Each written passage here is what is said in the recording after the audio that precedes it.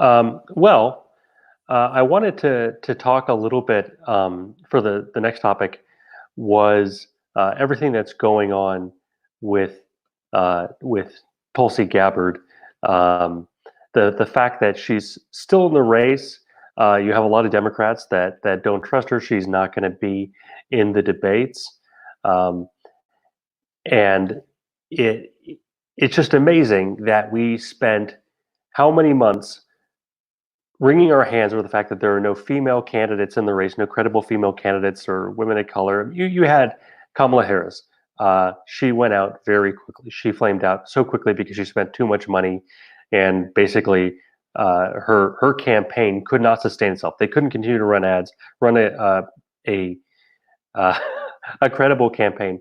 Um, what happened to Tulsi? Indeed, yeah, she's asking for money. She wants her money. Send her money, or else she can't continue to run. But it seems to me that she's running a pretty slim campaign, unlike Kamala Harris. Elizabeth Warren, she went out because basically she's a liar. People know that she's a liar. She lied about Bernie Sanders, said, and then she had the audacity to have that hot mic moment with him on stage after the debate where she said, I think you called me a liar on television. It just oozed disingenuousness. It was the most cringy thing I've seen all year in politics because I think she really believes that we bought it. I think, but of course, that's why she's out of this race because nobody bought that Bernie Sanders was bad mouthing female candidates. So you still have Tulsi in the race. She has now won two delegates, which isn't a great total. Elizabeth Warren has more. Amy Klobuchar has more than that, but she's still in the race, and I think she's a valuable voice. We've talked about this somewhat. There's a lot of people who are on the right who see a lot of things in Tulsi. And I think that's led to the impression because she's on Fox News, because she talks to people on the right, she can cross the aisle, that she's right of center. And that's just not the case. She is a liberal, not a classical liberal. She's not a closet libertarian or closet conservative or a Russian asset. She is an honest to goodness liberal. And I think that makes her stand out in this race. Um, so just to kind of go over some of her positions, she says our right to on privacy on the Fourth Amendment. She says our right to privacy guaranteed by the Fourth Amendment is threatened by overreaching intelligence agencies and big tech monopolies that falsely invoke national security interests to take away our civil liberties. So there's look at what she's doing there. She's going after uh, big tech, the monopolies, which typically on the right, you have some people like Josh Hawley who are talking like that, but that's not the kind of thing that we've heard. Usually, Republicans are very business friendly, they don't want to attack business. And here she's right out of the gate. She is saying, we're not going to allow these monopolies to take away our civil liberties. She mentions national security. She's not buying the argument that a lot of people on the right push, which is that we need to surrender our liberties in order to be safe. Um, we can be safe and we can have civil liberties. You know, there are times when we need to take action. Um, then you get a warrant. That's why we have a system. That's why we have these processes in place. That's why we have due process. Um, and so I think she's just talking truth there, and I'm glad that she's saying it because you're not going to hear many Republicans. That kind of sounds a little bit like Rand Paul, but basically, when the Republicans get together and they craft a bill, they draft a bill in Congress.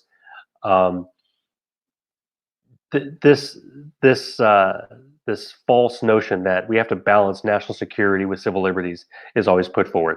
Another thing on her website, she says, "Do you feel like you suffered the consequences of the 2008 crash, but the culprits, the banking industry, didn't?" Now that kind of sounds like Bernie Sanders because she's going after the banks, and it makes a lot of sense because when these crashes happen, who gets bailed out? It's the banks. Now, the Tea Party didn't like it. The Bernie Sanders, Occupy Wall Street people didn't like it. But I would say again, this isn't not anti-business, but she's saying we're not going to kowtow to the corporatists. We're not going to allow big business to run our country, and good for her. That is a uh, I don't want to use the word classic here because again it would suggest classical liberal, but that is a classic liberal position. She sounds exactly like a liberal, and you can go down the list. Do you agree that there's one law for the wealthy, another for the poor in America? That's a liberal position. She talks about the environment and we need to build a renewable energy economy. I don't know if I agree that we need to build a renewable energy economy, but that's what she stands for. That's a traditional liberal position. There's nothing wrong with that. There's nothing uh, conservative about that. That is very much a typical mainstream position. On the border, she does take a very sensible middle of the road position. It will be my policy to balance border security and have an asylum process that reflects our values as a nation of immigrants and include a path to legal status for dreamers. Now, we know the current occupant of the White House isn't a big fan of the dreamers, but she's taking that middle path. She's not a closet conservative. She's not a closet Republican. Democrats should be giving her a chance because you can go down all of her policy positions. She is a liberal. She's a sensible liberal. She's not saying that we need to nationalize half of the economy. She's not saying we should give socialism another chance. She's just someone who believes in civil liberties, who is left of center on social issues, on economic issues, on the healthcare issue. She's left of center. Um, but the Democrats won't give her the time of day because the corporate media tells you who is mainstream. They're telling you who is worth listening to. And when she was going on the attack a few months ago, saying that the DNC is rigging this process, absolutely. There are three candidates left in this race for the Democratic nominee. And one of them is not going to be on the stage at the next debate. And that's Tulsi Gabbard, because they don't want you to hear from her. They don't want you to hear from Andrew Yang. They don't want you to hear from anybody except for the approved menu of acceptable candidates. Um,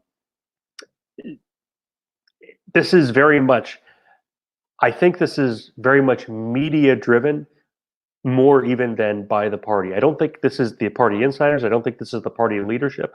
I think the media is afraid of Tulsi Gabbard because she has her own narrative, she has her own story, and she's not just towing the line for the press. She's not going along with the story. And if there's one thing that we talked at the beginning of the hour about how all of these headlines, it's about creating a narrative. It's about they are telling you a story. They are telling you what to think. They are telling you what direction we should go as a country. And so when you have somebody who's a little heterodox, it's really hard for them to make headway. They did it to Bernie. Bernie has broken into the mainstream. He has a lot of friends in the media now, more than he did in 2016. But still, the media doesn't like him. But Tulsi's not going to be on the stage. And here is what the Democratic spokeswoman, Xochitl Hinojosa, had to say. He said, voters need to be we have two more debates. Of course, the threshold will go up. By the time we have the March debate, almost 2,000 delegates will be allocated. The threshold will reflect where we are in the race, as it always has. And that just gets right back to what's been going on, which is that the Democratic Party leadership has handpicked polls to tell you, oh, these are the real polls. These are the polls you should listen to. These are legitimate polls. Because they were using the polls to determine who would be in the early debates before the delegates were allocated. And they simply excluded all of the polls that showed Tulsi and Andrew Yang and everybody who wasn't on the approved menu. They excluded those polls to keep out those candidates. I understand they don't want to have 20 people on stage. And they had the undercard and the overcard, and I think that was ultimately a good way to do it. It's fine. There are probably ways they could tweak this to make this better, but right now this process is a disaster. We have three candidates left. There's nothing wrong with having three candidates on stage. And especially when she is an independent voice, the only woman, the only person who's not an old white man, uh, it just makes sense that the Democrats should try to include her, if nothing else, simply for the optics of it, simply because they should be trying to demonstrate that they are more inclusive, not less inclusive. And we see who they really are, which is they are the party that gets in line. They cleared the field for Hillary Clinton in the last election. They cleared the field to a large degree for Joe Biden after the first few primaries. When it became apparent that Bernie Sanders, he'd won the first three, when it became apparent that he had some real momentum, everybody drops out and endorses Joe Biden. Elizabeth Warren hasn't endorsed anybody yet, and she just got out a few days ago. But everybody else, uh, Mayor Pete, Amy Klobuchar, they've all gotten behind Joe Biden.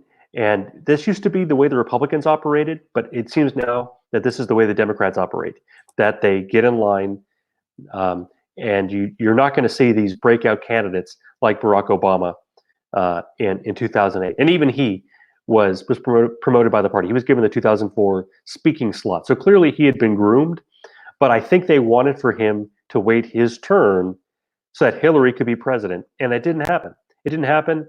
And then in 2016, she's just too old. People don't like her. Maybe she could have won in 2008. I think she could have won in 2008. But it just wasn't in the cards for her. So she's missed her opportunity. My point being, I think Tulsi is a legitimate candidate, should be treated as a legitimate candidate. She should be treated with a lot more respect than she's been treated. And this process is an absolute joke.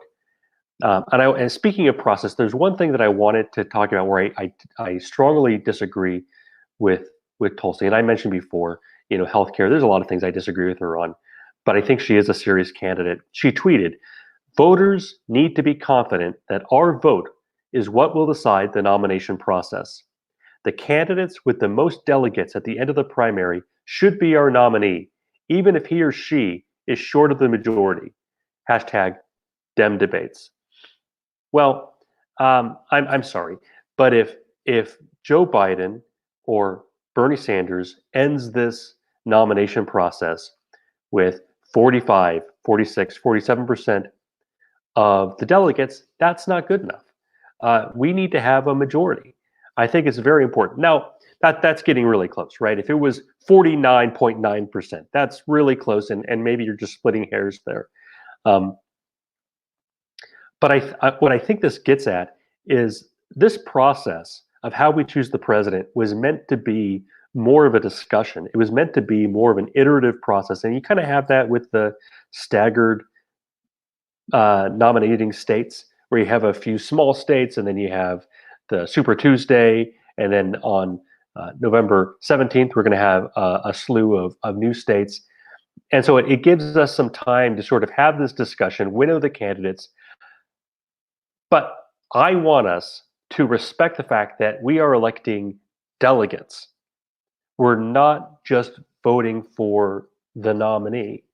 And so if we can't come, whether it's Republican or Democrat, if the party cannot rally around a single nominee, and I think Joe Biden's going to get the majority here, but if the party cannot decide in the primary and the winner has 35, 40% of the delegates, you should go to a brokered convention.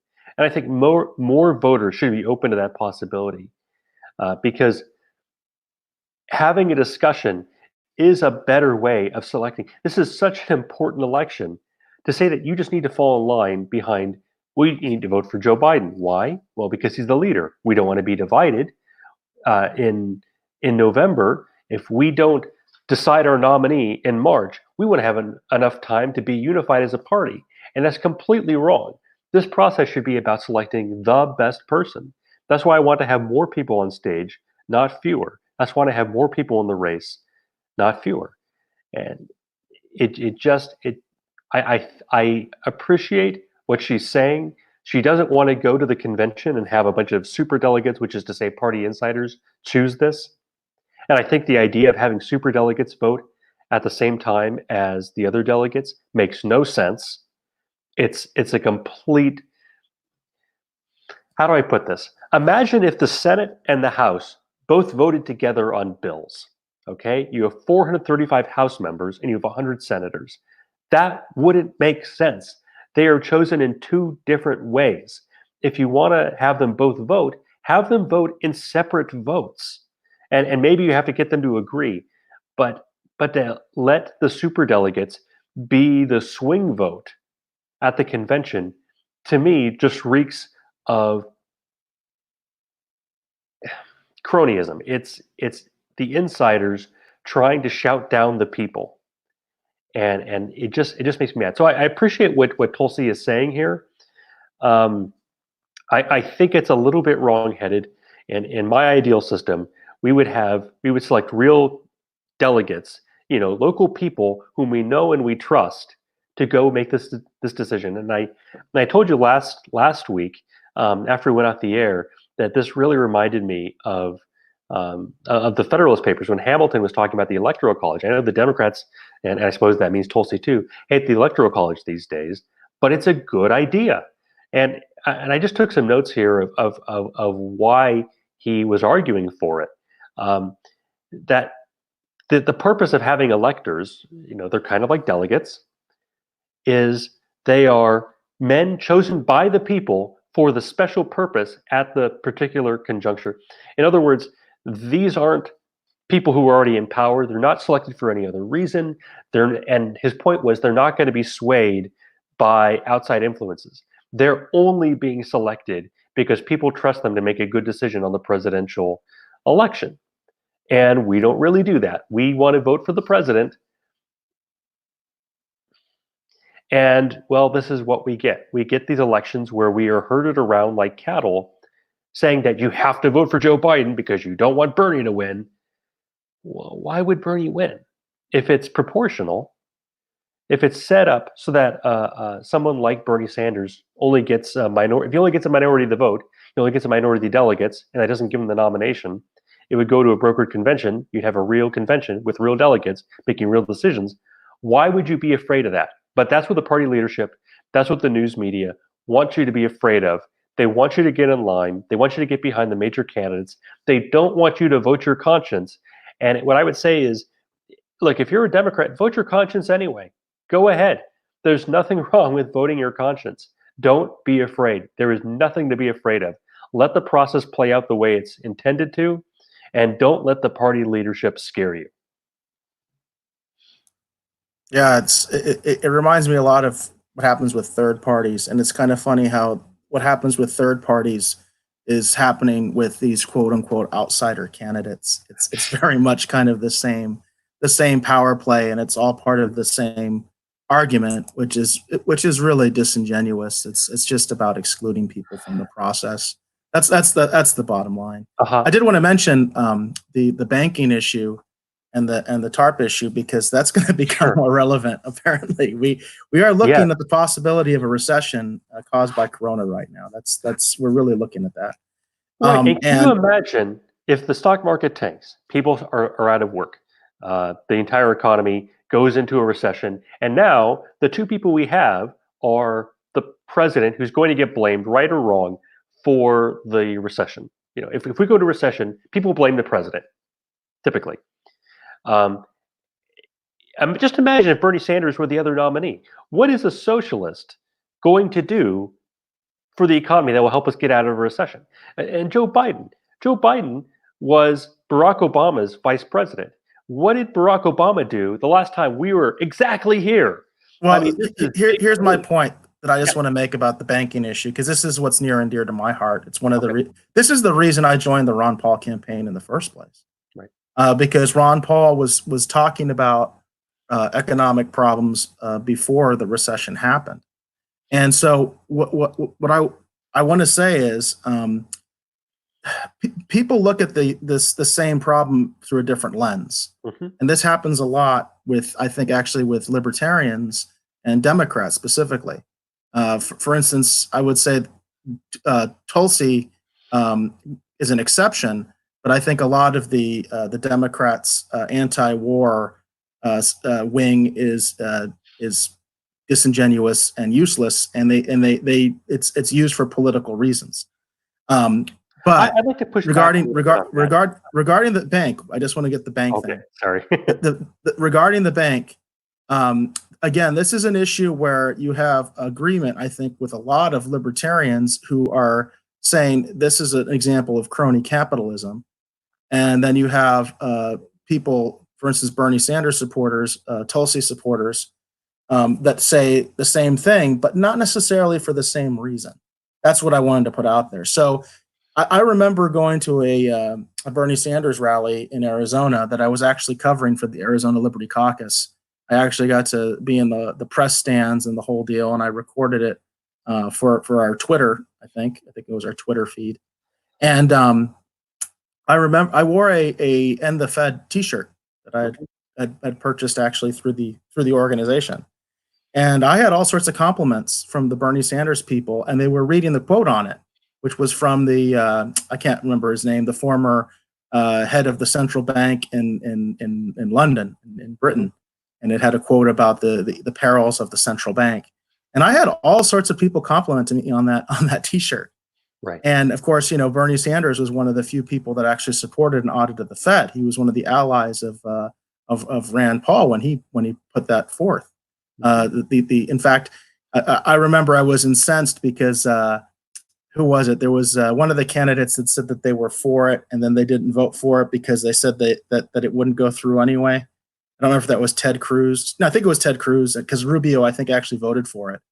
And because they were all presidential candidates at the time. And I just remember being so angry that Ted Cruz wouldn't even vote on it. He just said, "Oh, it's not going to pass anyway." So I'm totally for it, dude. I'm totally for it, Sure. But anyway, I just wanted to put that out there that I think crony capitalism is an issue where you find a lot of overlap, but not necessarily for the same reason. So you kind of always have to be a little bit leery of those things. And for instance, I don't question Tulsi on the war issue at all. I think she legitimately believes that our foreign policy is a disaster and interventionist foreign policy is a disaster because she's been in the military, she's seen it, and she legitimately believes it's bad. But I don't know when it comes to the banking stuff if she's really coming from the same place, that we are. Well, I don't know that we don't have to have completely theorized agreement, so to speak. We don't have to agree for the same reasons entirely. I'm okay if we can come to the same conclusion, even if your reasoning's a little bit different than mine. But I would say that this is very much an insiders versus outsiders issue. Bernie was an outsider. He's becoming more of an insider now because let's face it, he's established. He's made it. He's a serious candidate. The media takes him seriously. Tulsi is an outsider, and they're both running hard against the banks. Whereas the people who are inside, the Michael Bloombergs, the Joe Bidens, they're in favor of bailouts. They're in favor of the corrupt banking system, and basically, let's help out Wall Street and hope it trickles down to Main Street. And that's a completely wrong way to respond to the situation. We need to look at why we keep having these structural problems, why they keep recurring, and the answer isn't to bail out the people who are inside. But of course, the people who are inside, they're going to help their friends. They're going to help their donors. They're going to help the people who have helped them. It's classic crony capitalism, and that's what TARP was. And remember, there were two sections of TARP. George W. did one. He did the first TARP, and then Obama did the second one. And that's my whole reason for saying the binary political system is crap. I mean, you got the same thing with both parties, and nobody. I've always said in that election, if John McCain had just lied, because I don't think he even knew what he was talking about. If John McCain had just lied and said, "You know what, this TARP thing is just a bad idea. I just don't like it," I think he could have won the election. But he went along with it too. I remember they were all saying, "Hey, this is necessary. We got to do this," And I put it this way: if we wanted to do a bailout, how come they didn't just send a check to every person that owed money on their house to pay off their house? And you would have had the same effect because the banks would have been free and clear because everybody would just pay their house off and and the banks would get their money.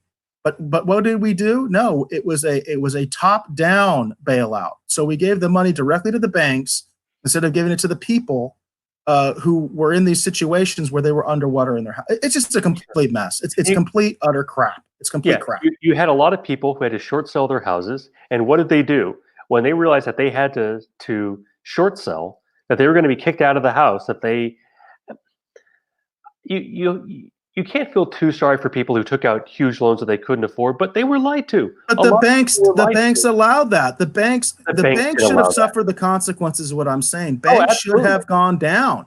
Bank of Right, I've just I've been dealing with Bank of America recently right. because of some because of my debit card was stolen, Mhm. and you know that they should have gone down. There should not be a Bank of America anymore. Right. It's all well and good to say that people who borrowed more money than they can pay back should face the consequences. Okay. But isn't that doubly true for the banks who have a lot more information? They do this for a living, but they face no And consequences. and they manipulate markets because they're big enough to do that. So it's just it becomes a kind of a almost a cyclical argument at some point. But I'm just trying to say that you know, as far as the banking issue goes, yeah, there is some overlap. You're right. There is some overlap, and that's a good thing. But you're not going to see it from someone like Biden or anybody like that. So Now, here's what's interesting. I was saying this is an insiders versus outsiders issue. The insiders will tell you that anybody who disagrees with them is a crazy extremist. But this isn't about extremism versus moderation. It's not like Joe Biden and John McCain and George W. Bush were in the center. They are outside of the mainstream on this issue because the people don't support it. The people, the voters at home, are furious that this game has been played over and over again, and that uh, the homeowners get the shaft, but the banks get the bailouts. That is just obscene.